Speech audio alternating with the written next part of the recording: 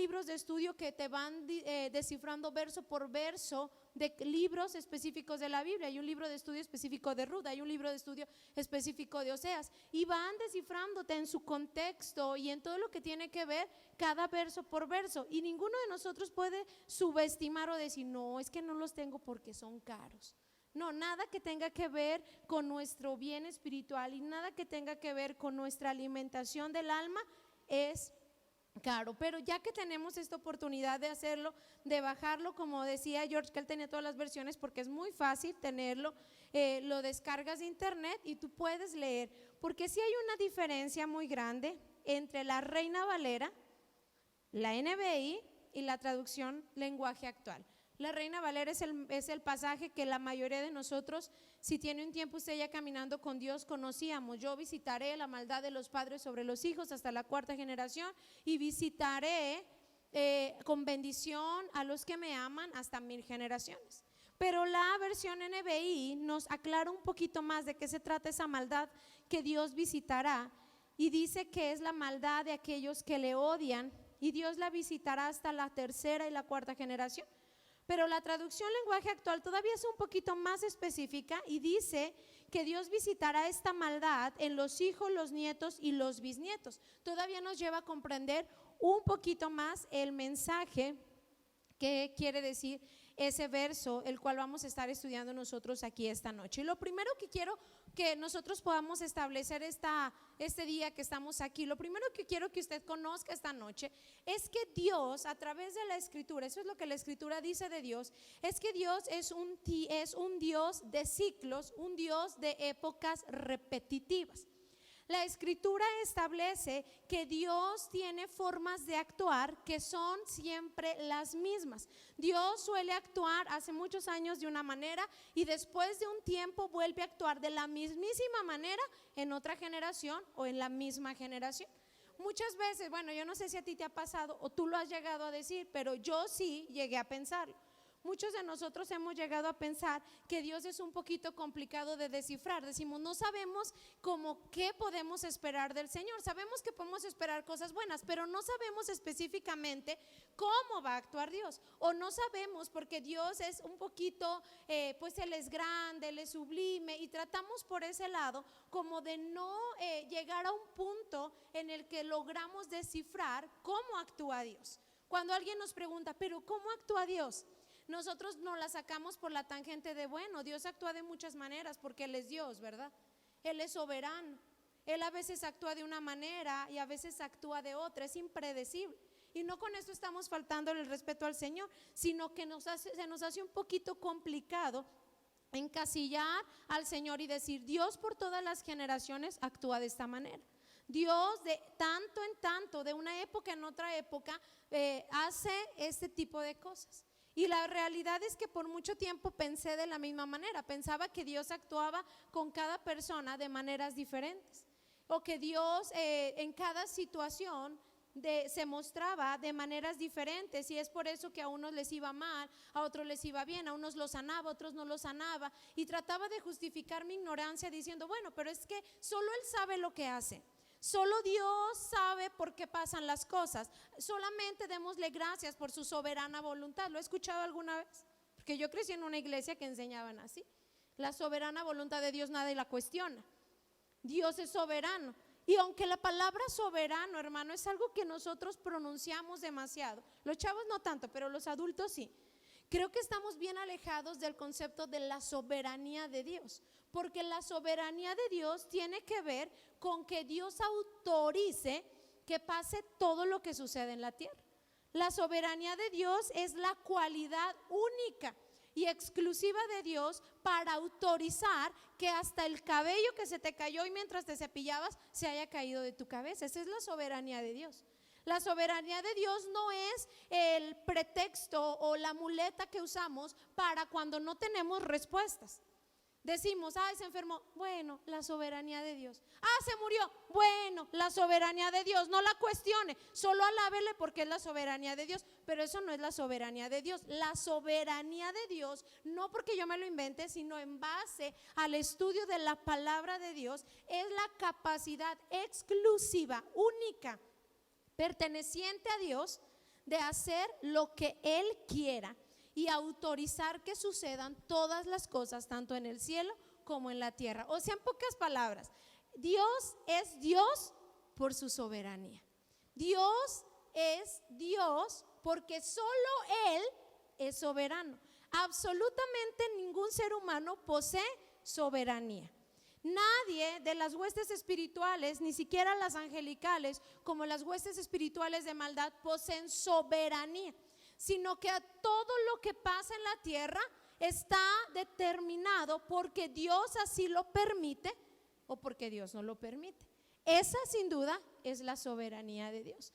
Pero la soberanía de Dios va más allá, va desde el punto en que Él ha existido por todas las generaciones. O sea, no hay, esa es la parte más complicada que luego suele pasar para que le podamos explicar a un niño que Dios es eterno. Yo creo que aún a los grandes nos pasa. Los niños siempre preguntan, ¿pero cuándo nació Dios? ¿Quién creó a Dios? Y nosotros solo decimos nadie, Dios es eterno.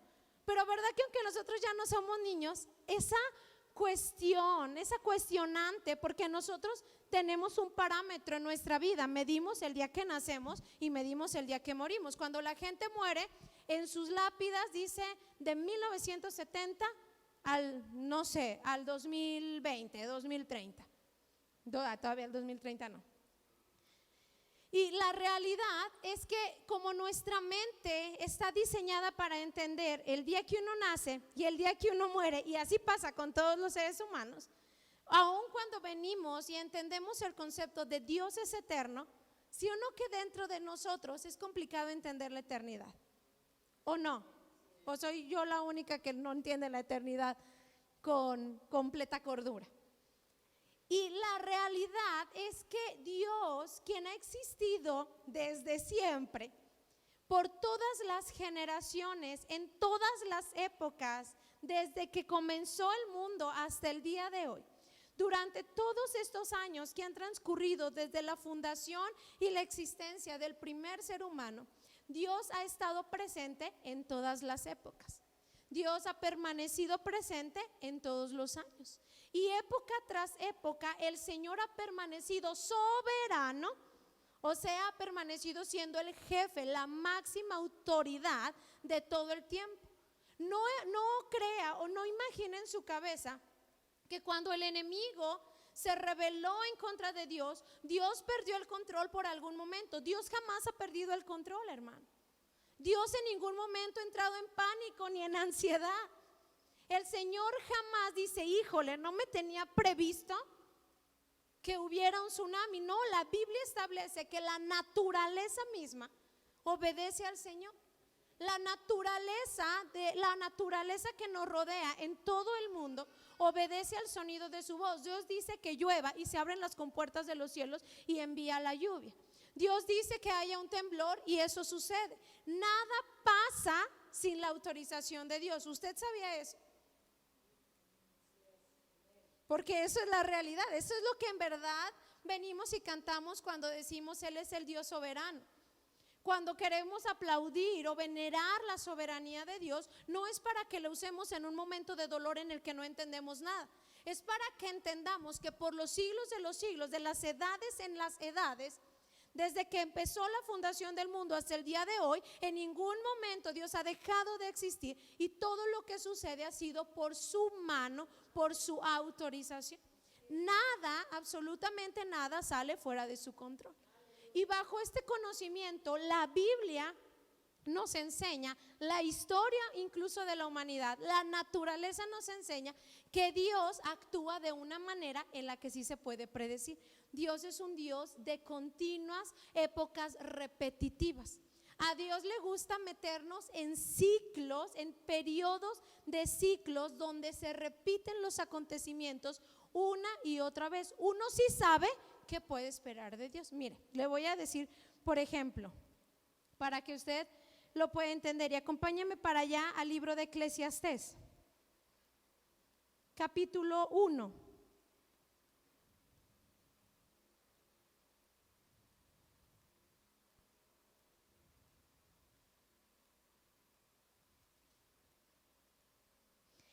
Eclesiastés capítulo 1,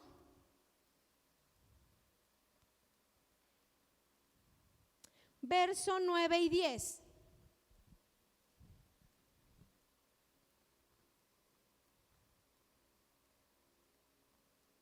Dice, lo que ya ha acontecido volverá a acontecer.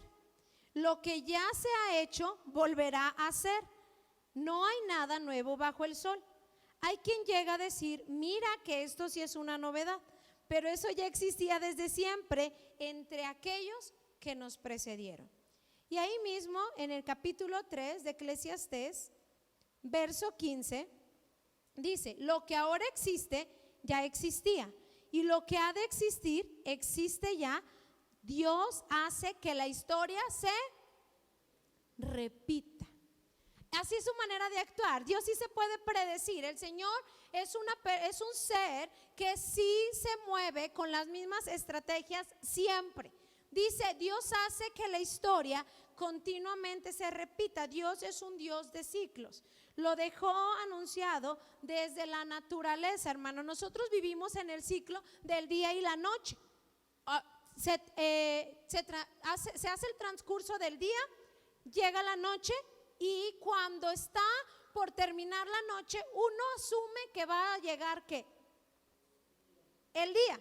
Y cuando el día está a punto de declinar, uno asume que volverá a llegar y eso se llama un ciclo. Nadie puede irse a su casa esta noche y decir, pues no sé si cuando termine la noche seguirá siendo noche. No sé si la noche se alargará, sino que uno ya sabe que después del día viene la noche y después de la noche viene el día. Lo mismo dejó Dios establecido en las estaciones del año. Uno sabe que hay primavera, a ver si fue a la primaria, primavera. Y después del invierno se salta otra vez a verano.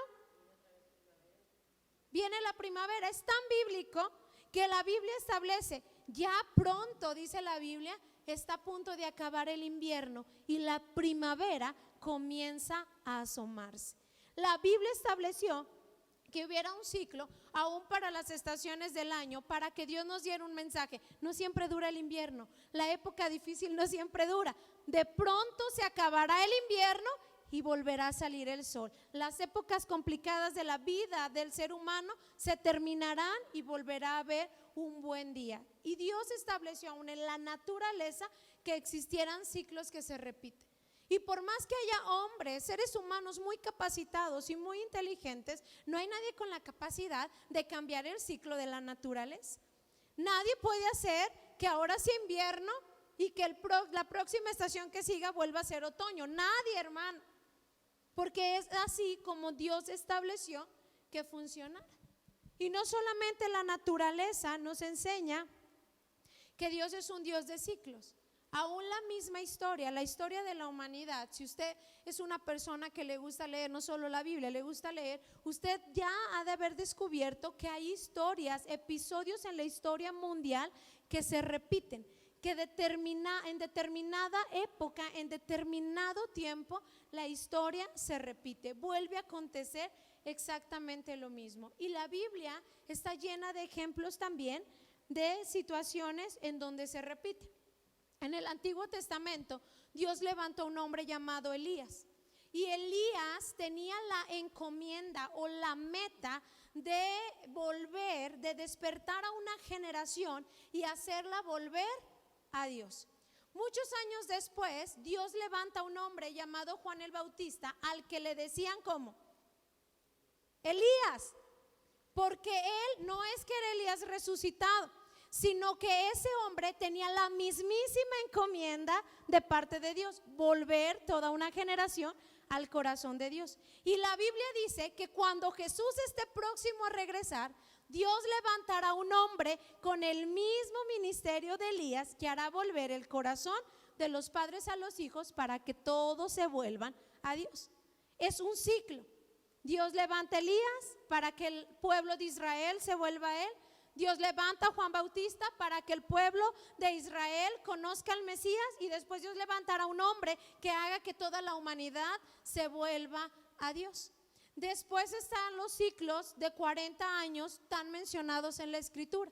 40 años vivió Moisés en Egipto siendo hijo de Faraón, aprendiendo a capacitarse, porque los 40, hermano, en la Biblia representan la capacitación de los hombres de Dios. Después Dios se lo lleva a Madián al desierto. ¿Y cuántos años lo deja allá? 40. Y después lo introduce al desierto. ¿Y cuántos años lo trata en el desierto? 40. Porque Dios es un Dios de épocas repetitivas. Es un Dios de ciclos. Es un Dios que sí se puede predecir. Es un Dios que actúa de la misma manera. Cuando Moisés nace, y Moisés es conocido como el libertador del pueblo de Israel, para su nacimiento hay un genocidio, sí lo sabe, ¿verdad? El faraón manda matar a todos los niños, a todos los varones, para que no se levantara el libertador de Israel. Pero cuando nuestro Señor Jesucristo nace, Herodes vuelve a repetir el mismo genocidio y manda matar a todos los niños varones menores de 2 años. La historia se repite. Por eso Eclesiastés dice: Dios hace que la historia se repita. Una y otra vez la historia se repite. El libro de los Jueces establece que existía este ciclo, esta repetición. El pueblo se rebelaba, Dios los entregaba a sus enemigos, el pueblo pedía perdón y Dios los liberaba. Otra vez el pueblo se rebelaba, Dios los entregaba a sus enemigos, el pueblo pedía perdón y Dios les liberaba. Esto sucede por un periodo de 14 ciclos repetitivos. 14 jueces tuvo la nación de Israel con este mismo patrón: rebelión, la consecuencia de la rebelión, clamar a Dios y Dios muestra su amor y su misericordia. Y esta es la forma en la que Dios opera, esta es la forma en la que Dios se muestra. Y esto por mencionarle, hermano, algunos ejemplos solamente de los que la Biblia dice, la naturaleza muestra, la historia muestra que así sucedió. ¿Cree que haya sido coincidencia? No, porque las coincidencias no existen. No existen en el cielo, no existen en la tierra. Es más, esa palabra está completamente ajena a la realidad. Las coincidencias no existen. No existen desde el punto donde te acabo de dar una grandísima explicación y donde te he dicho que Dios ha existido por todas las generaciones y todas las épocas y que no permite que suceda nada. Desde el cabello que se cae de tu cabeza hasta la guerra mundial, no permite que suceda nada sin su autorización. No hay coincidencias, no existen, hermano. El mundo en el que vivimos, donde viven los cristianos y los no cristianos, no está regido por coincidencias, no existen las coincidencias. Existe un Dios que es soberano, que es la suprema autoridad, que es eterno y que a su voz se autoriza cada movimiento, cada pestañeo, cada aliento de vida. Hoy tú y yo estamos de pie aquí, estamos con vida, no porque te cuides mucho, no porque tengas muy buena salud, porque Dios así lo permitió, porque Dios así lo quiso. Esa es su soberanía. Y bajo esta soberanía en la que Dios se mueve, bajo esta autoridad, incluso en esta autoridad y en esta soberanía, Dios permite que sucedan las cosas que son crueles, que son fatales, hermano. Porque Dios así un día se despertó de malas y lo permitió. No, hoy vamos a ver por qué. Hoy vamos a entender por qué. Porque la soberanía de Dios es fácil de explicar. Porque la soberanía de Dios es fácil de entender. Entonces Dios, a través de los siglos, de tiempo en tiempo, le pone stop a la historia y la vuelve a reiniciar. De tiempo en tiempo, en una generación determinada, en una época determinada, Dios decide que se vuelva a reiniciar la historia, que vuelvan a suceder las cosas que ya antes sucedieron. Y quisiera que volviéramos ahí a nuestro pasaje de Deuteronomio, capítulo 5.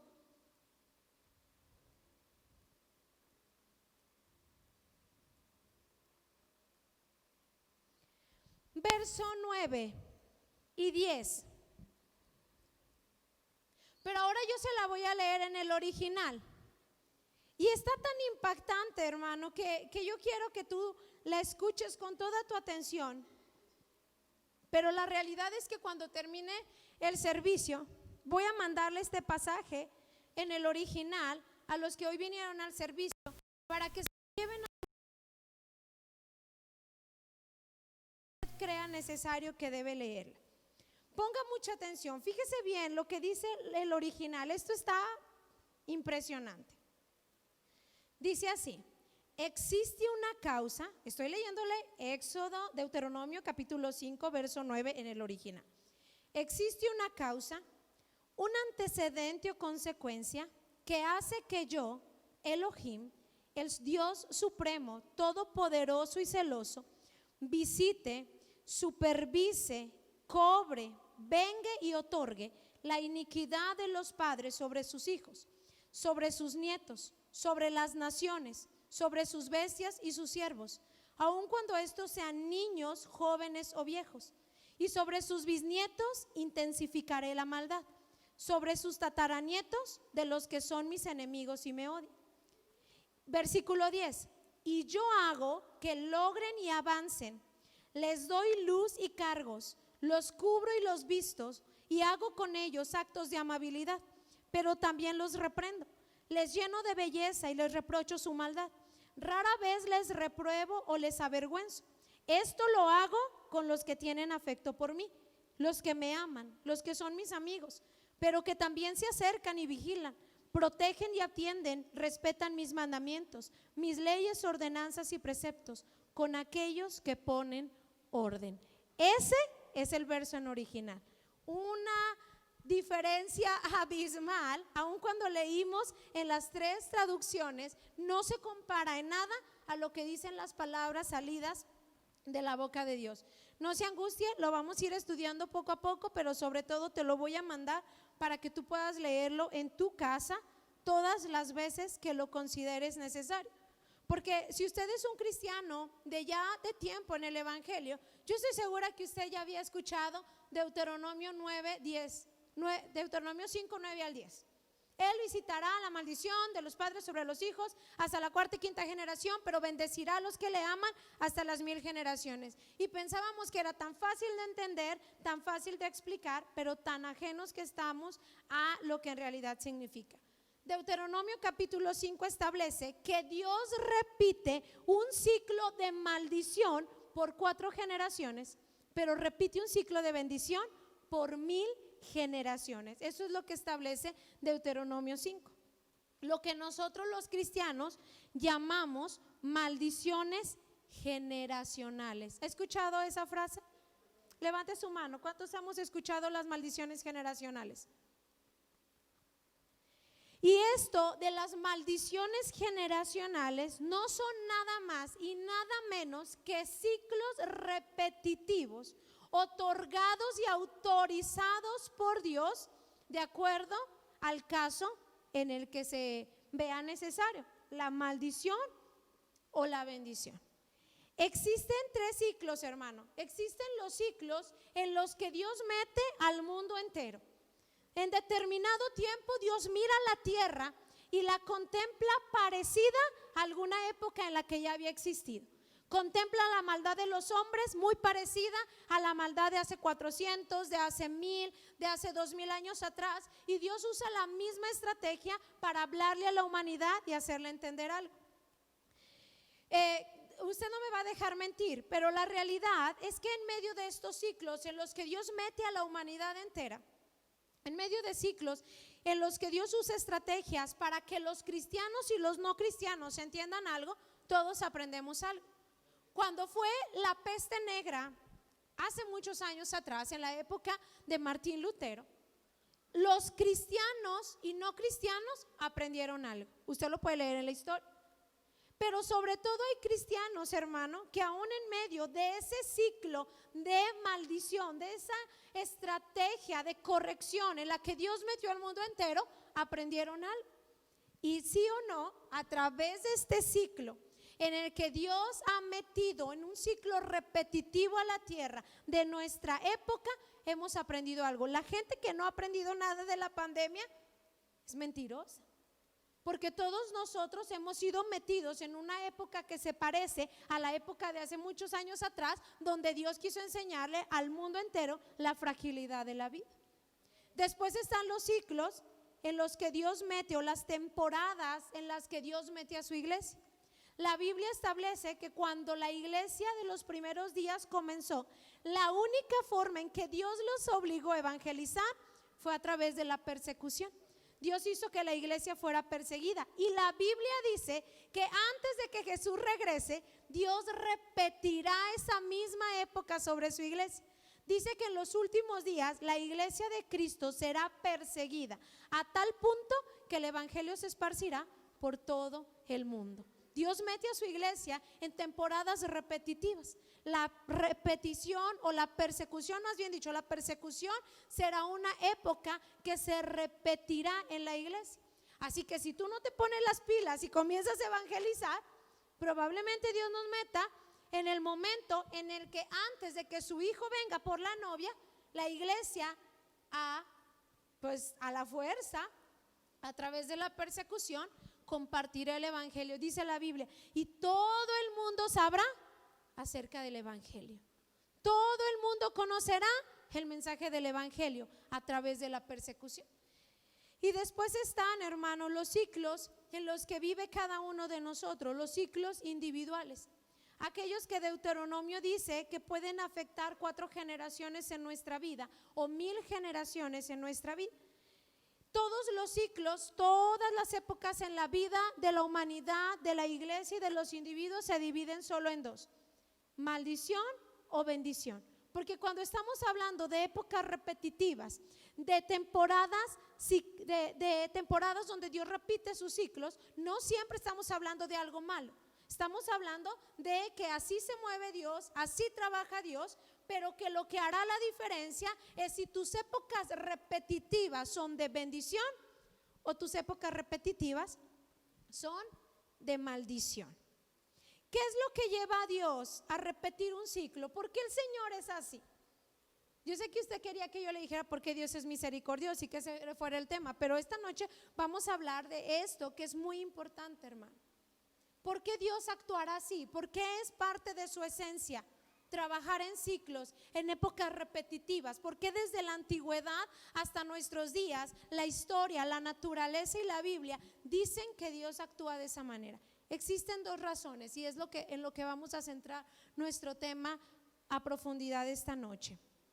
Número 1, el ciclo de la maldición se repite cuando la gente no ha aprendido nada y se quedan en la misma condición. Quiero que vaya conmigo al Evangelio de Lucas. Vamos a ver por qué Dios actúa así. ¿Por qué mi Dios, que es soberano, que es la máxima autoridad, que es el Rey eterno por los siglos y las edades, es un Dios de ciclos? ¿Por qué le gusta trabajar de esa manera? Porque está en su esencia. Lucas capítulo 17, verso 26, hermano. Dice así: tal como sucedió en los tiempos de Noé, así también será cuando el Hijo del Hombre venga. Comían, bebían, se casaban y se daban en casamiento, hasta el día en que Noé entró en el arca. Entonces llegó el diluvio y los destruyó a todos. Lo mismo sucedió en los tiempos de Lot. Comían y bebían, compraban y vendían, sembraban, edificaban, pero el día en que Lot salió de Sodoma, llovió del cielo fuego y azufre y acabó con todo. Así será el día en que se manifieste el Hijo del Hombre. Una vez más, un ciclo más. Dice la Biblia, la venida de Cristo será como es el ciclo cada vez que algo grande va a acontecer. Cuando el mundo entero estaba a punto de ser exterminado por su maldad, Dios envió el diluvio. Y los hombres de los días de Noé vivían tan apegados a la tierra, tan terrenales, tan preocupados por casarse, por beber, por disfrutar la vida terrenal, tan enfrascados en sus negocios, que cuando llegó el día en que se cerró la puerta del arca, nadie estuvo preparado. Y dice Jesús, no es la única vez que ha sucedido. Cuando vino la destrucción sobre Sodoma y Gomorra por causa de su maldad, pasó exactamente lo mismo. Hasta que Lot salió de la ciudad, entonces ellos recapacitaron. Pero cuando se les advertía acerca del peligro que iba a venir, nadie volteó. Todos estaban enajenados. Y dice Jesús, este ciclo se repetirá. Cuando el Hijo del Hombre, cuando yo esté a punto de regresar, la gente de la actualidad estará tan preocupado por su vida, tan preocupado por saber con quién se va a casar, tan preocupado por hacer negocios, tan preocupados por cosas terrenales, que el Hijo del Hombre vendrá y ellos ni cuenta se darán. Es un ciclo repetitivo. Nadie puede decir, Jesús no nos advirtió, Jesús no nos dijo. ¿Por qué Dios repite, hermano? ¿Por qué Dios mete al mundo y a su iglesia en temporadas que ya han sucedido? ¿Y por qué hace que las volvamos a vivir? Es más, ¿por qué hace que una iglesia y una temporada, una generación viva lo mismo 2 o 3 veces? Número 1, porque la gente no ha aprendido nada. Porque en medio de las grandes lecciones que Dios le ha querido dar a su iglesia y que Dios le ha querido dar al mundo, nosotros estamos tan afanados, tan preocupados por cosas que son terrenales, tan enfrascados en cosas que se van a quedar aquí, hermano, que no somos capaces de discernir nada. Esto lleva a Dios a repetir situaciones en la humanidad y en su iglesia que no son agradables, que no son favorables, que uno no las puede disfrutar, porque son repeticiones, épocas repetitivas de maldición sobre la humanidad, donde Dios está esperando que la humanidad, que la iglesia aprenda algo. Si la iglesia aprende algo, la época no se vuelve a repetir. Si la gente aprende algo, el ciclo no se vuelve a repetir. Pero si nosotros, después de haber vivido la estrategia de Dios o haber sido sumergidos en el plan de Dios, salimos sin aprender nada, Dios no tiene ningún problema en repetir la historia una y otra vez, hasta que tú y yo aprendamos la lección que Él quiere que entendamos. ¿Sabe qué pensaba en la mañana, hermano, mientras estaba ahí orando? Y fue cuando entonces sentí la dirección de Dios para hablar este mensaje. Estaba orando acerca de la situación, de que otra vez todo se está cerrando. Y yo estaba orando ahí porque yo necesitaba orar, necesitaba pedir la dirección de Dios para el colegio, para saber qué decisiones íbamos a tomar, entre muchas otras cosas.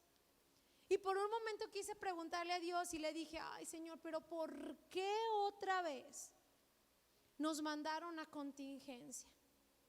Y por un momento, hermano, quisieron sonar en mi cabeza palabras como, porque la gente no ha aprendido a cuidarse, porque la gente no se ha lavado las manos la cantidad de veces necesaria que se las debe de lavar, porque la gente no usa con responsabilidad su cubrebocas.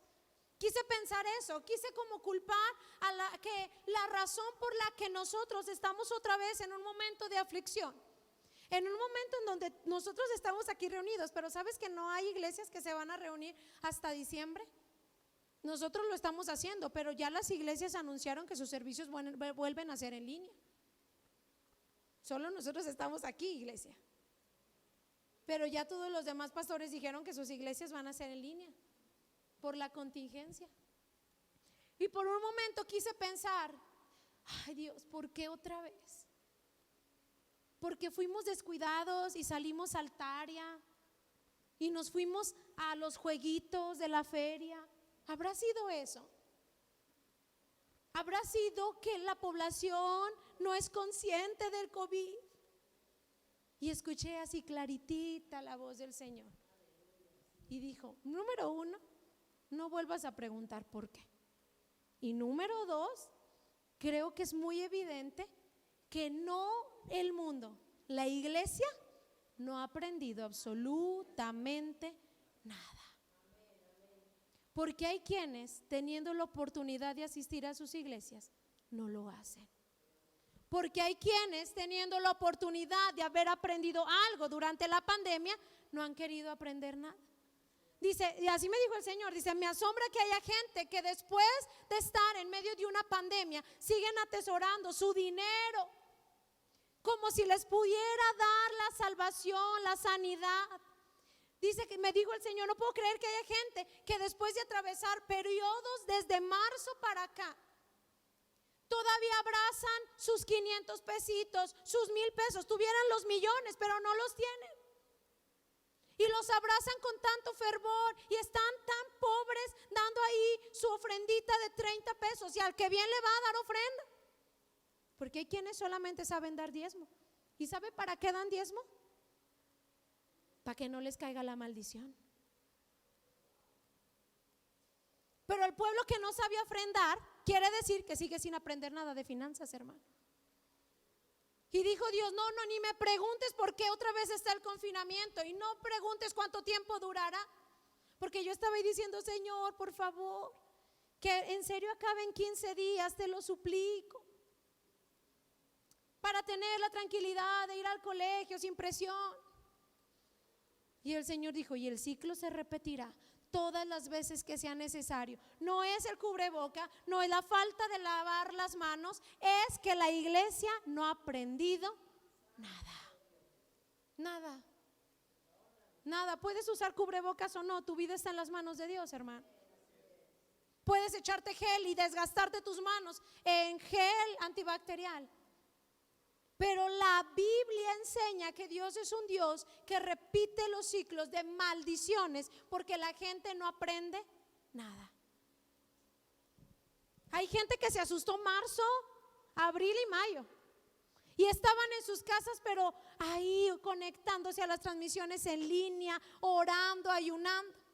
Apenas si nos abrieron altaria y nos abrieron los puestos, no nos morimos. Y volvieron a ser los mismos. Como en los días de Noé, pensando, planeando, ¿qué voy a hacer con toda mi vida que me queda por delante? No me mató la pandemia. Mira, hay gente que se enfermó de COVID y Dios les libró y todavía piensan qué van a hacer con su vida, en vez de decir, ¿qué va a hacer el Señor con mi vida? ¿Qué quiere el Señor que haga yo? ¿Qué quiere el Señor? Y los ciclos se repiten. Estamos tan ansiosos diciendo, Señor, que ya se acabe, por favor, que ya se acabe. ¿Cuándo se irá a acabar esta cochinada? Pues las veces que sean necesarias, hermano. Porque como los días están cercanos y el Hijo del Hombre está pronto a regresar, Dios necesita enseñarle algo a la humanidad y enseñarle algo a su iglesia. Dios necesita que la gente valore su iglesia. Dios necesita que la gente aprenda a valorar el estar juntos y congregarse y amarse en unidad. A mí la verdad me impacta, perdóneme, pero a mí me impacta que haya gente que siga teniendo tan perverso corazón dentro de la iglesia para andar ahí chismorreando, hablando, criticando, después de venir librando una pandemia de casi ya 7, 9 meses, hermano. Y todavía se atreven a criticar, a juzgar, a chismear, a hablar mal. Entonces el Señor dice, vamos a regresar el ciclo, vamos a meterlos en el ciclo, vamos a llevarlos al ciclo. ¿Cuántas veces? Hasta que salgan de ahí y hayan aprendido lo que tienen que aprender. En lo personal, hermano, y es aquí donde quiero tomar el tiempo que me queda. En lo personal, en las vidas individuales, lo que lleva a Dios a repetir las bendiciones o las maldiciones generacionales, según Deuteronomio, que vamos a regresar allá a nuestro pasaje. Y aquí te voy a introducir y a estudiar este verso en el original. Esta es la parte central del mensaje. Esto es lo que quiero que tú y yo nos llevemos a nuestra casa. En mi vida personal, porque a todos la pandemia nos va a enseñar algo, a toda la iglesia los ciclos de Dios nos enseñan, pero en mi vida personal, ¿cómo hago para que se repitan ciclos de bendición y no ciclos de maldición? Porque según la escritura, según lo que la Biblia dice, Dios repetirá ciclos en mi vida de maldición por 4 generaciones que alcanzarán a mis hijos, a mis nietos, a mis bisnietos y a mis tataranietos. Pero Dios también repetirá ciclos de bendición en mi vida hasta 1000 generaciones. ¿Qué es lo que lleva a Dios a repetir ciclos de maldición a 4 generaciones en la vida de un individuo? ¿Y qué lleva al Señor a repetir ciclos de bendición? Patrones establecidos, hermano.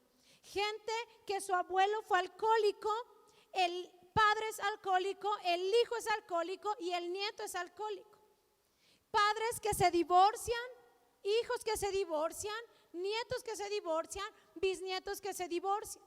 Cuando usted va al médico, los doctores siempre preguntan: ¿alguien en su familia ha tenido cáncer? ¿Alguien en su familia ha padecido del azúcar?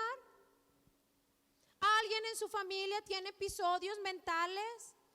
¿Por qué? Porque está comprobado aún científicamente que los ciclos de las enfermedades se repiten de padres a hijos, a nietos, a bisnietos y tataranietos.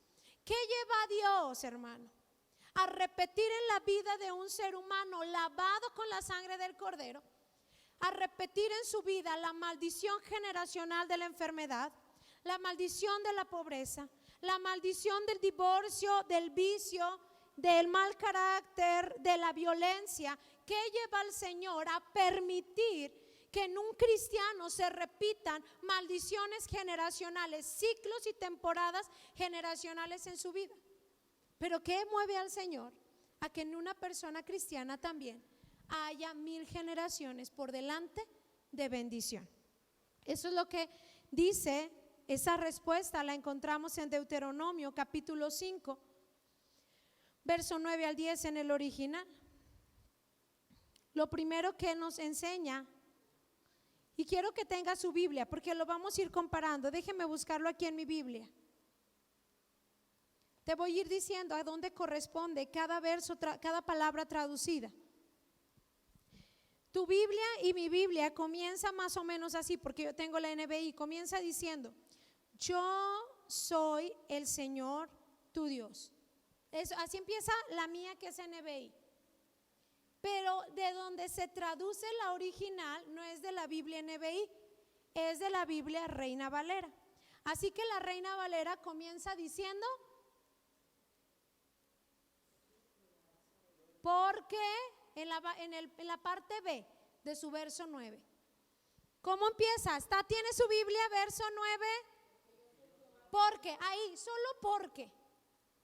La palabra porque solo ese se traduce en el original de esta manera: existe una causa, un antecedente o una consecuencia. En el original no dice por qué, dice existe una causa, un antecedente o una consecuencia. O sea, que la maldición generacional no viene de la nada. La maldición generacional no persigue a un cristiano de la nada, sino que la Biblia en su versión original dice: existe, iglesia, dice Dios, un antecedente, una causa, una consecuencia que atrae a la maldición generacional. No te despiertas una mañana y eres una persona maldita. No te despiertas una mañana y tus generaciones son malditas. No te despiertas una mañana y Dios se despertó de mal humor y te quiso maldecir, no. Sino que Dios dijo: existe una causa, existe un antecedente. Así como existen los antecedentes médicos, los antecedentes penales, hay papeles que registran tus causas, tus antecedentes, tus consecuencias de por qué vives en maldición generacional. Y a lo mejor aquí va para todos, hermano, porque no estamos hablando de las maldiciones que te heredaron, estamos hablando incluso de las maldiciones que tú ya comenzaste a cosechar. Tú eres chavo, todavía no te casas, pero si tú te encuentras confrontado por lo que vamos a ver ahorita, y encuentras que tu vida se parece a lo que vamos a ver ahorita, por lo cual viene la maldición generacional, ya estás acarreando desde ahorita la maldición generacional para tus futuros hijos, para tus nietos, para tus bisnietos, y tu vida misma será en maldición. Todos aquí corremos parejo. No es para que comiences a mirar a tus papás y digas, ellos me heredaron estas maldiciones generacionales. No, es para que todos seamos conscientes de que podemos ser los que hacen que la maldición generacional se repita hasta 4 generaciones. Empezando por ti es una, tus hijos, tus nietos y tus bisnietos.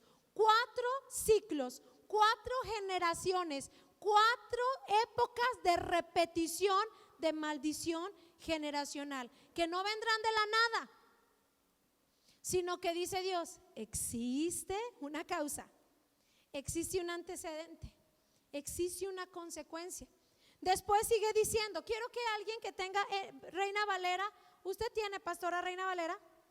A ver, usted me lo va a leer. Dice, ¿por qué? Y después, yo soy Jehová tu Dios. Entonces eso se traduce como yo, Elohim, el Dios supremo. ¿Qué dice después? Fuerte y celoso. Hasta ahí lo voy a leer completo. Existe una causa, un antecedente o consecuencia que hace que yo, Elohim, el Dios supremo, todopoderoso y celoso, y ahí viene la palabra. Ahora sí. Visite. La palabra visitar, hermano. La palabra visitar en el original hebreo es la palabra pakad, que viene de una raíz primitiva en el hebreo, que se traduce como visitar a alguien con intenciones hostiles, supervisar a alguien, cobrarle lo que le debe, depositar en ellos, vengar y otorgar. Nosotros leemos que visito, pero el original no dice solamente que visito, sino que el original dice, yo, el Dios supremo, debido a las causas y a los antecedentes, vengo, superviso, vengo no de venir, de venganza. Les cobro las deudas, superviso, visito con intenciones hostiles. Ese es el significado de visitar. Dice, hay una causa. No soy un Dios que anda por la vida visitando con cuestiones hostiles o con intenciones hostiles a la gente. Hay una causa, hay un antecedente que hace que el soberano y eterno, que ha vivido de todas las épocas, al que no se le ha ido ni una, visite, venga sobre la vida de alguien, le cobre a alguien lo que le debe. Y ahorita usted va a decir, ¿cómo que alguien le debe a Dios? Sí, la Biblia dice que llegará gente delante del trono de Dios que le deberá a Dios, porque Dios les prestó la vida y no supieron usarla para su gloria y su honra. A quienes Dios les prestó la salud, a quienes Dios les prestó hijos para que los criaran para su gloria y su honra, y entonces Dios dirá, dame lo que te presté. Y ellos quedarán como deudores, hermano. No tendrán con qué pagarle a Dios. Y dice la Biblia, ahí hay una causa por la cual visito, por la cual me vengo de esa gente, cobro venganza sobre sus vidas. Vengo y les otorgo situaciones de angustia, situaciones de ansiedad. ¿Por qué? ¿Cuál es el antecedente? ¿Cuál es la causa? ¿Le puede leer, pastora? Visito, ¿qué sigue? La maldad de los padres sobre los hijos. Hasta ahí. La causa es la iniquidad de los padres. La iniquidad que tú vives hoy, la iniquidad que tú realices hoy, es la que Dios cobrará sobre tu vida, sobre tus hijos, sobre tus nietos y sobre tus bisnietos.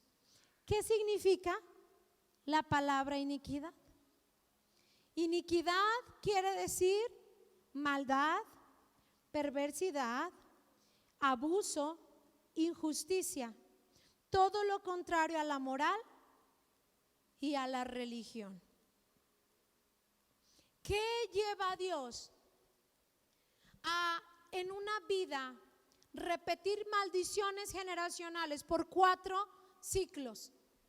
La maldad. La maldad, hermano. La iniquidad. Una persona que es perversa. Una persona que es maldad, que tiene maldad en su corazón. Y la verdad, usted no me va a dejar mentir, pero es bien fácil detectar cuando una persona tiene maldad en el corazón. No solamente lo vemos en la gente que no es cristiana, lo vemos en gente cristiana.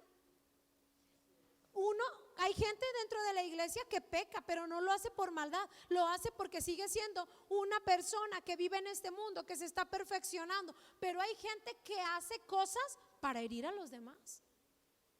Hay gente que sabe que sus palabras pueden sembrar en alguien odio y rencor, y aún así se atreve a decirlas, hermano. Eso es maldad. Hay gente que se sienta en las iglesias, hay gente que danza, que están llenos de maldad, que tienen maldad en el corazón. Hay padres malvados que no alimentan a sus hijos. Hay padres malvados que han herido a sus hijos. Hay padres malvados que desamparan a sus hijos aun cuando estos viven en el mismo techo de su casa. Eso es maldad. Eso es maldad. El no hacer justicia, eso es maldad, eso es iniquidad. Y Dios dice, este es el antecedente, esta es la causa. Una persona no vive pobre solo porque vive pobre. Una persona no está continuamente enferma solo porque está continuamente enferma. Hay una causa. He permitido, porque soy el soberano, he dado autorización de que una persona viva en esta condición por 4 generaciones debido a su iniquidad, debido a su maldad, debido a su perverso corazón, debido a que dice cosas para herir a los demás, hace cosas que sabe que van a lastimar y dividir. Y yo visito, me vengo de los malvados, de los inicuos, de aquellos que tienen perversidad e injusticia en el corazón. Ese es el antecedente, dice el Señor. No, por eso Proverbios dice, la maldición no viene sin causa. El libro de los Proverbios dice, mira bien antes de que llegue la maldición, porque es que ha venido. Porque la maldición tiene un porqué. Las enfermedades hereditarias tienen un porqué. Tú se las heredas, tú cosechas. Hay cosas que a lo mejor tú estás viviendo hoy porque te las heredaron tus padres. Gente que emprende y no logra, hermano, que eso sea un éxito. Trae acarreando una maldición generacional. Y ahorita vamos a terminar diciendo cómo rompemos esas maldiciones. Nadie va a soplar, nadie va a vomitar, ni nadie va a decretar nada. Es bien fácil y es bien sencillo. Número 2, vamos a continuar. Y dice, ¿qué dice, pastora? La iniquidad de los padres sobre los hijos. Vamos a decir hasta la 3ª y 4ª generación.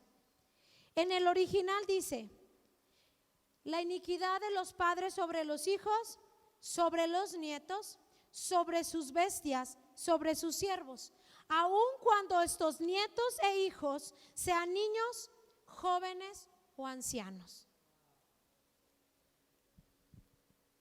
Es impresionante la maldición generacional. Es tan doloroso mirar la vida de niños siendo afectados por la maldición generacional que les heredaron sus padres y sus abuelos. Es un asunto de dolor, hermano. Mirar que niños inocentes viven acarreando las enfermedades y las miserias, la falta de gracia, la falta de ser niños que son atractivos, no atractivos físicamente, atractivos en el sentido de que se les abran puertas, de que la gente lo quiera, por la maldición generacional otorgada de sus padres y sus abuelos. Dice Dios, esta iniquidad, esta perversidad del corazón, esta maldad que el hombre abraza, esta forma de vida siendo maldosos, cuando te burlas de alguien y eso le baja la autoestima, esa forma de maldad traerá consecuencias sobre ellos, sobre sus nietos, sobre sus bisnietos y sus tataranietos, sin importar si estos son niños, sin importar si estos son adolescentes que quieren ir por la vida abriéndose puertas de oportunidad. Si vienen acarreando maldiciones generacionales, no verán la bendición por ningún lado. Y no importa que lleguen a ser viejos, dice el Señor, la maldición seguirá. Qué terrible, qué terrible. Y esta es la parte más interesante del asunto. ¿La puede leer la última parte del verso 9, pastora?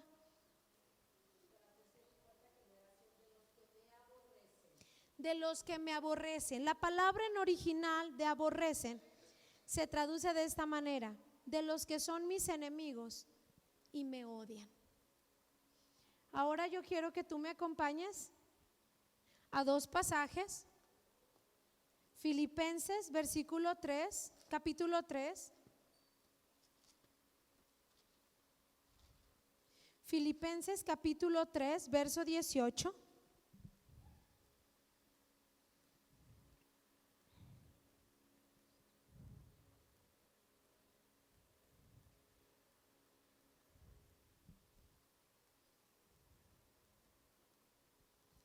Fíjese bien, hermano, porque a lo mejor ahorita dijimos, bendito sea el Señor, yo no soy maldosa. Pero dice que la causa no solo es la maldad, es que seamos enemigos de Dios y lo aborrezcamos. ¿Quiénes? ¿Habrá gente que pueda ser enemigo de Dios y que está sentado aquí esta noche? Porque a lo mejor decimos, sí, los enemigos de Dios son los que no vinieron hoy miércoles, ¿verdad? Pero ¿habrá gente sentada aquí esta noche que es considerada enemigo de Dios? ¿Cuántos creen que sí?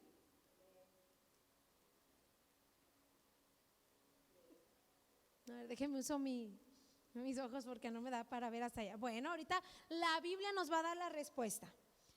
Filipenses 3, 18 dice así: como les he dicho a menudo, y ahora lo repito con lágrimas, muchos se comportan como enemigos de la cruz. Su destino es la destrucción. Adoran al Dios de sus propios deseos y se enorgullecen de lo que es su vergüenza. Solo piensan en lo terrenal. ¿Hay un enemigo de Dios? Hitler. ¿Un enemigo de Dios? ¿Un asesino? ¿Un enemigo de Dios? ¿Un ratero? No, dijo Pablo, no se equivoque. Sobre aquellos sobre los que viene la maldición hasta la tercera y cuarta generación, aquellos que son enemigos de Dios, dice Pablo, están dentro de la misma iglesia. Esos que debiendo comportarse de determinada manera, se comportan como enemigos de la cruz. Dice Pablo, ¿qué es eso? ¿Cuáles son sus características? Adoran al Dios de sus propios deseos. O sea, ellos son su propio Dios. Ellos y su comodidad. Ellos y su egocentrismo, hermano. Ellos y lo que ellos quieren. Bueno, es que yo peco porque tengo una debilidad. A mí me gusta hacer eso. Ay, es que a mí como me gusta vestirme de tal manera aunque a Dios no le agrada. Ay, es que yo estoy chavo. O sea, yo puedo vivir la vida un ratito así. Dice, los enemigos de la cruz, aquellos sobre los que viene la maldición hasta la tercera y cuarta generación, son aquellos que solo viven para complacer sus propios deseos. Gente que solo sueña en qué voy a estudiar porque es lo que me gusta, dónde voy a vivir porque es lo que me gusta, qué me voy a comprar porque es lo que me gusta, voy al culto solo los domingos porque solo ese día me gusta, voy a la célula, híjole, a veces está un poco difícil, es que a mí no me gusta. Ellos son su propio Dios. Ay, hago lo que mi esposo diga, aunque está mal. Es que no me gusta que se enoje. No me gusta la incomodidad. Ay, es que hago esto aunque sé que viola los principios de Dios, pero es que no me gusta decirle no a nadie. Solo está el me gusta y no me gusta. Son su propio Dios. Y dice la Biblia, son considerados enemigos de Dios. Y no solo eso, también son enemigos de Dios aquellos que solo piensan en lo terrenal. Aquellos que solo están pendientes de lo terrenal. Repetimos lo mismo. ¿Dónde voy a vivir? ¿Qué puedo comprar?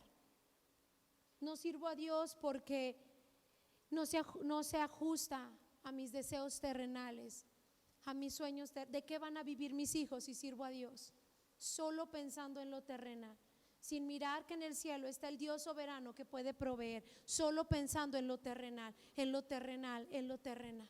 Esos, dice la Biblia, son considerados enemigos de Dios. Santiago 4:4.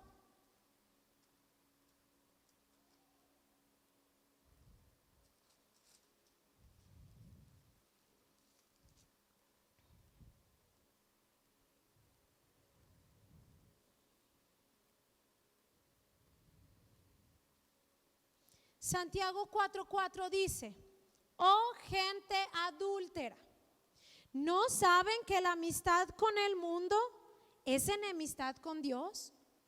Si alguien quiere ser amigo del mundo, se vuelve enemigo de Dios. ¿O creen que la Escritura dice en vano que Dios ama celosamente al Espíritu que hizo morar dentro de nosotros? Por eso Él dijo, ¿yo soy quién? Dice Deuteronomio, el Dios celoso.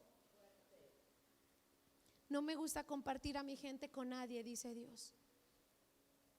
No me gusta que me amen los domingos y los miércoles, pero amen el mundo los demás días de la semana. A mí no me gusta eso, dice el Señor. A mí me gusta que me amen o me amen, porque yo los amo celosamente. Los amo celosamente. Y dijo Pablo, ¿no saben? ¿Lo ignoran? Que el que ama al mundo se convierte automáticamente en un enemigo de Dios. Ay, a mí me encanta escuchar música del mundo. Ay, a mí me encanta bailar como el mundo.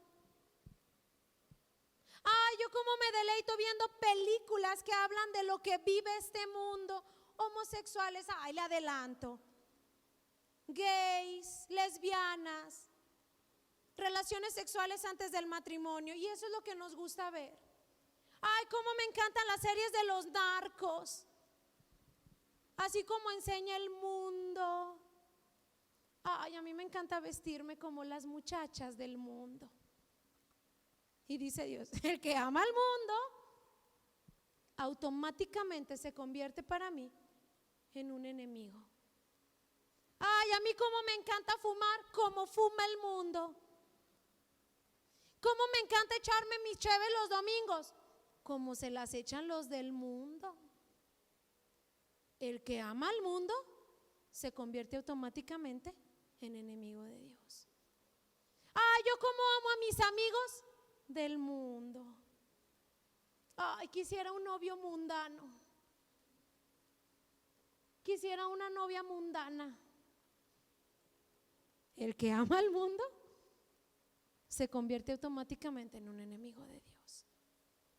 Eso dice la Biblia. Y sobre los enemigos de Dios viene la maldición con una causa. Tú amas al mundo. Con un antecedente. Tú tienes perversidad en tu corazón. Con una consecuencia de amar al mundo y sus deleites. ¿Amas al mundo? ¿Te gusta el mundo? Eres un enemigo de Dios. Eso es lo que dice la Biblia. Yo me pregunto, la gente que se dice leer tanto la Biblia y decir doctrinas baratas y satánicas, hermano, donde no instruyen acerca de la santidad y la búsqueda de Dios, ¿qué leen? Porque hasta creo que el entendimiento se les embrutece. Como que lo leen y lo leyeron, yo creo, en hebreo, y como no saben hebreo ni le entendieron nada. Porque ahí está bien claro, dice, no saben que la amistad con el mundo es enemistad con Dios. Si alguien quiere ser amigo del mundo, se vuelve enemigo de Dios. Ahí está bien claro, y en español. La enemistad con el mundo es enemistad con Dios. Ay, entonces yo no le puedo hablar a nadie que sea de este mundo. Sí, claro que sí. Porque tú estás en este mundo, dijo Jesús, pero no eres de este mundo. Por eso dice la Biblia, ¿qué amistad podrá haber entre la luz y las tinieblas? A ver, alguien que me platique. Yo tengo amigas conocidas de cuando yo era adolescente y no son cristianas. Y cuando, mira hermano, y cuando dicen, ándale, hay que salir, hay que vernos. Yo digo, ay, pero yo de qué voy a hablar, de por sí siento que luego me cuesta como entablar una conversación con gente cristiana. ¿Qué voy a hablar? ¿Yo qué voy a decir? ¿Qué me pueden contar? Si yo, o sea, va a sonar bien religioso y me vale lo que usted piense al respecto, pero yo pienso de esta manera, si no voy a ir a hablarle de Cristo, perdóneme, pero no le hallo chiste a qué voy a ir a verla. Porque no tenemos nada en común de lo que podamos hablar. Nada, a mí no me interesa que me cuente que se queje de su marido, que se queje de sus hijos, que me diga que se queje del jefe, que me cuente cómo se burla de su marido y cómo es un viejo tal y tal. Y la mayoría de la gente del mundo habla con groserías, a menos que tus amigos sean santurrones y no lo hagan. Pero yo sé que sí. Y si a un cristiano no le incomodan las majaderías que está diciendo otro, es porque ama al mundo. A mí como me encanta hablar como habla el mundo. Me encanta eso. Nuestras relaciones con la gente que no es cristiana deben tener una sola mentalidad y un solo objetivo: convertirlos a Cristo. Porque por eso te vuelvo a repetir el pasaje. Dios dijo, díganme, Él mismo lo preguntó, Él también tiene la duda, por si alguien se la puede sacar esta noche al Señor. Jesús dijo, Pablo, a través del apóstol Pablo, ¿qué amistad hay entre la luz y las tinieblas? ¿Alguien puede responderlo? Porque no hay nada de coherencia en que muchachas de aquí amen tanto a sus amigas del mundo. Ahí donde las muchachas solo hablan de cosas sexuales, hermano. Ahí donde solo hablan cosas de doble sentido, de cosas de lujuria. Yo me pregunto, y te lo voy a decir esta noche, papá, ¿dónde han aprendido nuestros muchachos de la iglesia a hablar cosas de doble sentido? ¿Las hablan o no, marido? Unas cosas que a mí me enrojecen, me sonrojan. ¿Dónde las han aprendido? ¿Tú hablas en doble sentido en tu casa? ¿Tú hablas, papá, en doble sentido en tu casa? ¿Dices cosas sexuales de tu intimidad con tu esposa en tu casa de doble sentido, en burla? Porque si no, ¿dónde las han aprendido estos muchachos? ¿Dónde? Con mis amigos del mundo. Ay, cómo amo a mis amigos del mundo. Y los papás los dejamos tener amigos del mundo. ¿Puede pasar mi esposo? Voy a terminar con eso. El verso 10 de Deuteronomio 5 está rondando una pregunta en la cabeza de los muchachos. Entonces, ¿no puedo tener amigos del mundo? No, deberías tener conocidos a los cuales deberías estar evangelizando. Pero te encanta tenerlos de amigos porque te gustan sus costumbres, sus vidas llenas de pecado y sin propósito. Te gusta que te hablen cosas morbosas y después venir a decirlas en la cafetería de la iglesia. Versículo 10. ¿Lo puede leer, pastora, por favor? Hasta ahí, pastora. ¿Qué hago? ¿Qué hago? Hago. En original significa esto: yo hago que logren, que avancen, les doy luz y les doy cargos, los cubro y los visto. La palabra ser en el original, cuando va a empezar a mencionar las bendiciones generacionales, la sola palabrita hago significa cubrir, vestir literal y físicamente, otorgar cargos de eminencia, logros y avance. Dios está diciendo, esa palabra, la palabra asaj, tiene tantos significados. Esta palabra hago significa lograr, hacer avanzar, otorgar, dar luz, dar cargos, cubrir, vestir, hacer volar, hacer gobernar, conceder, hacerlos viajar, ofrecer, preparar, proveer y retribuir. Todo eso significa la palabra hago. Cuando estamos empezando a hablar de las bendiciones generacionales, dice Dios, yo hago todas estas cosas, los cubro, les doy cargos de autoridad, cargos gubernamentales, cargos de éxito, los visto con ropa física, no les falta nada, les doy luz. Por eso no están mordiéndose las uñas por la pandemia. Por eso no están pensando qué van a hacer. Tienen una claridad, esto voy a hacer y tras esto voy a ir. Les doy luz, les otorgo responsabilidades, los hago volar, les concedo sus sueños, les proveo y les retribuyo. ¿Qué sigue, pastora? Misericordia. Misericordia es actos de amabilidad, pero también es reprensión, es belleza y es reprocharles la maldad, es reprobarlos y también a veces avergonzarlos. La palabra misericordia no es, ay, Dios en el día del juicio final me va a decir, pásale precioso, soy misericordioso. No, la palabra misericordia en el original significa tratar con amabilidad, pero también significa reprender. La palabra misericordia significa vestirlos de belleza, pero también significa reprocharle a la gente su maldad. Dice Dios, a mí me encanta vestir, proveer, alimentar, darles cargos, conceder sus sueños de la gente que se deja embellecer, pero que no se escama cuando viene la reprensión, que no tiene carta de divorcio, carta de final cuando alguien los regaña o los reprende. Dice, a mí me gusta. La bendición generacional viene detrás de aquellos que se dejan tratar por Dios, pero que cuando vienen a los pies de Cristo también dejan que les reproche su maldad. Que no siempre vienen a escuchar un ay, te amo, hijo, con amor eterno, por tanto te prolongué mi misericordia, sino que cuando vienen a los pies de Cristo, Él también puede decir, ¿por qué hiciste eso? Eso que dijiste es bien desagradable. Si tú en tus tiempos de oración no escuchas esa voz, muy probablemente estás entre la gente a la que Dios no le puede decir nada porque se asusta o se enoja. Hay gente que no viene el miércoles porque tiro pedradas, porque no les gusta, hermano, que Dios les reprenda. No les gusta que Dios les reproche.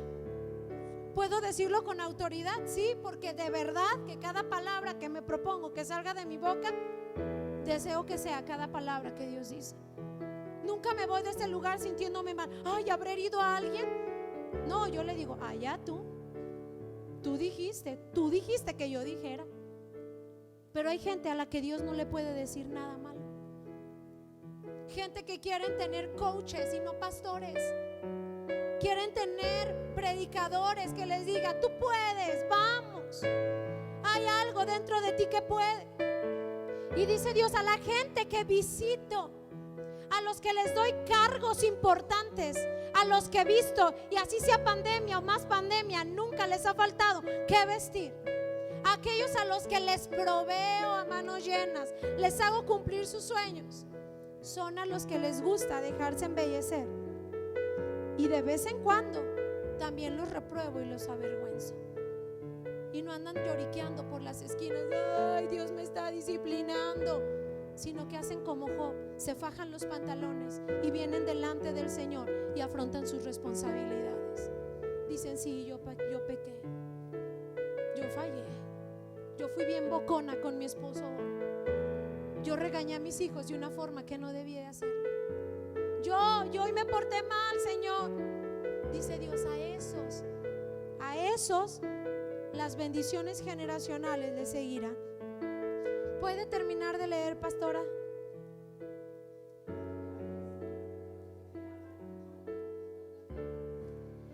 Esa última parte en el original dice así: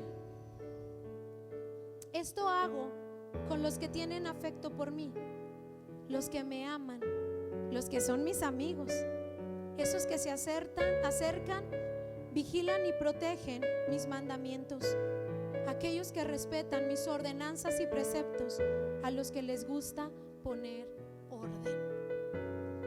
Y vamos a terminar leyendo para que te puedas poner de pie. Todavía no te pongas, vamos a leerlo sentados. Juan, el Evangelio de Juan.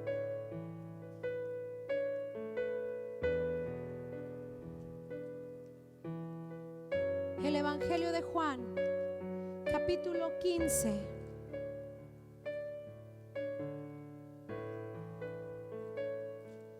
Verso 14.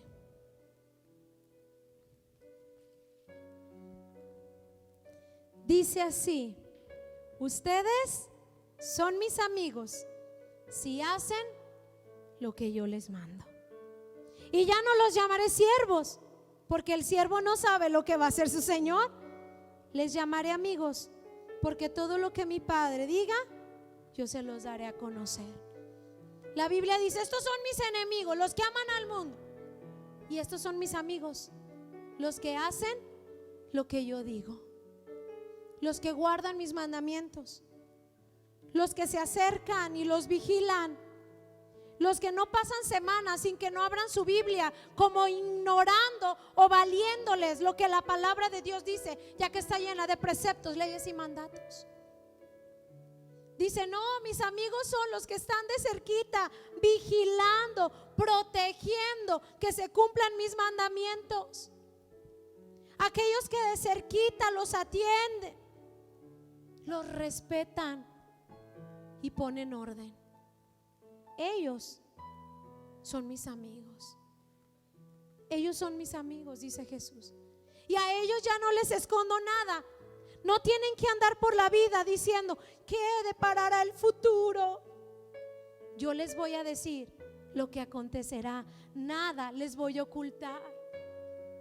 ¿Has visto gente cristiana que no está afligida durante la pandemia? Saben lo que el futuro les depara. Ya se vieron de allá cuando pase la pandemia, ya se vieron del otro lado. Porque como son amigos de Dios, Él ya no les oculta lo que va a suceder, no les oculta lo que va a venir. ¿Por qué? Porque son sus amigos. ¿Solo porque es buena onda Jesús? No, porque dice la Biblia que ellos hacen lo que Él quiere, lo que Él dice. A ellos les persigue la bendición hasta 1000 generaciones. 1000 generaciones, sus hijos, sus nietos, bisnietos, tataranietos, tataranietos mirarán y cosecharán las bendiciones de un hombre o una mujer que es amigo, considerado amigo de Dios, que ama a Dios más de lo que puede amar al mundo, que ama a Dios más de lo que se puede amar a sí mismo y sus deseos egoístas y egolatras. A ellos las bendiciones los perseguirán, hermano. No tendrán que andar rogando: Señor, bendíceme, porque a donde sea que se muevan, la bendición les perseguirá. ¿Cómo rompemos con maldiciones generacionales hoy, iglesia? Decretando: hoy cancelo todas las maldiciones generacionales de mi abuelo, mi tatarabuelo. Así se rompen las maldiciones generacionales. Así se le pone un punto final a un ciclo que Dios repite sobre tu vida. No, está bien sencillo. Aquí no tienes que soplar y tampoco tienes que eruptar ni vomitar. Solo tienes que ser amigo de Dios. El día que tú te determinas a comenzar a caminar amando a Dios más que al mundo, amando a Dios más que a ti mismo, siendo su amigo, obedeciendo lo que dice aquí. Ese día le pusiste punto final al ciclo de maldiciones generacionales que te pudo heredar tu tatarabuelo, tu bisabuelo, tu padre o tu madre. No, nadie te tiene que poner las manos y quebrantar nada. Nadie te tiene que echar fuera nada. El día que tú, como un hombre de Dios y una mujer de Dios, como un joven y una señorita, te pares y digas: nunca más en mi corazón va a volver a haber maldad, nunca más volveré a tener perversidad, jamás volveré a amar al mundo más de lo que amo a Dios. Ese día Dios termina el ciclo de maldiciones generacionales que te han seguido por siempre. La enfermedad hereditaria se va. La escasez con la que vivió tu abuelo, tu padre, tu madre y ahora tú, tiene que terminar. El divorcio y la adicción. Mi padre era adicto, yo soy adicto. Mi padre golpeaba, yo golpeo, tengo arranques de ira. Ese día terminan cuando te determinas en convertirte en un amigo de Dios. A mí me espanta que haya gente cristiana tan asustada por las maldiciones que les heredaron. Y también me espanta ver cristianos que hacen congresos para que se rompan las maldiciones y la gente sigue viviendo exactamente igual. La bendición te va a perseguir cuando te dispongas a ser amigo de Dios. Póngase de pie, vamos a orar esta noche.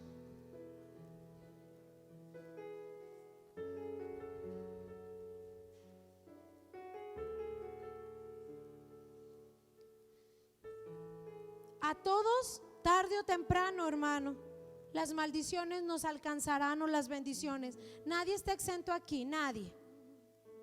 No importa cuántos años tengamos de cristianos, nadie. Es una orden, es una ley de la vida, así lo estableció el Señor. Los padres tendrán hijos semejantes a ellos y esos hijos tendrán hijos semejantes a ellos.